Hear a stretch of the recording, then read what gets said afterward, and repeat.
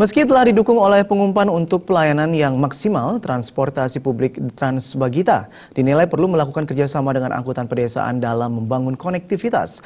Selain mempercepat pelayanan dan jaringan, kebijakan ini sekaligus menambah pendapatan para supir angkutan pedesaan. Konektivitas antara bus Transbagita, pengumpan dan angkutan desa ini sangat diperlukan untuk memberikan pelayanan yang maksimal kepada masyarakat. Terlebih dengan jarak yang tidak begitu jauh dan layanan transportasi publik yang sulit menjangkau tempat-tempat tertentu, masyarakat cenderung memilih untuk menggunakan kendaraan pribadi.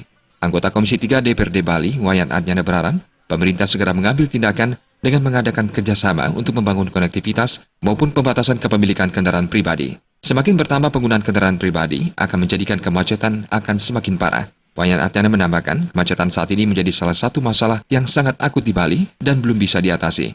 Nah itulah makanya layanan yang dilakukan oleh pemerintah, yang dijanjikan oleh pemerintah itu adalah pelayanan yang tepat waktu, ya, kemudian aman dan nyaman. Itu sebetulnya sudah dilakukan.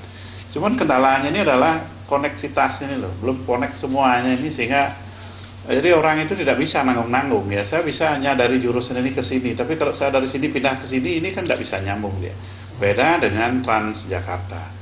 Kalau di Jakarta kita mau kemana saja itu sudah kita bisa menggunakan kendaraan umum. Kemanapun kita bisa kendaraan umum. Dia muter ke segala arah, dia bisa muter di seluruh Jakarta. Sedangkan kalau Transbagita Bali Mandara ini kan masih hanya terbatas ya, hanya beberapa koridor.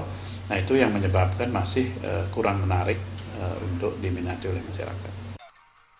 Selain konektivitas, hal yang tidak kalah penting dilakukan, yakni mengubah budaya masyarakat Bali untuk mulai menggunakan layanan transportasi umum.